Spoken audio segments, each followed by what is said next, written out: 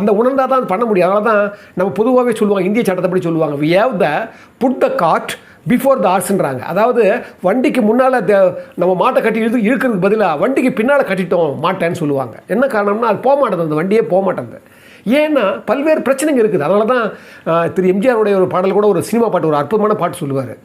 நாணல் போல வளைவதுதான் சட்டமாகுமா, அதை வளைப்பதற்கு வழக்கறிஞர் பட்டம் வேணுமா, தர்மத்தாயின் பிள்ளைகள் தாயின் கண்ணை மறைப்பதா, உண்மை தன்னை ஊமையாக்கி தலைகுனிய வைப்பதா, தலைகுனிய வைப்பதா. என்ன அழகு பாருங்க, தர்மத்தாயின் பிள்ளைகள். இவங்கெல்லாம் இன்றைக்கி இருக்கிற வழக்கறிஞர்களிருந்து, இன்றைக்கி இருக்கிற நீதிபதியிலிருந்து, தலைமை நீதிபதியிலிருந்து, இந்த சட்டமோ சார்ந்தவர்கள் எல்லாருமே தர்மத்தாயின் பிள்ளைகள்ன்றார் அவர். என்ன பாருங்க, வாரிசார் எழுதுகிற பாட்டு, தர்மத்தாயின் பிள்ளைகள்.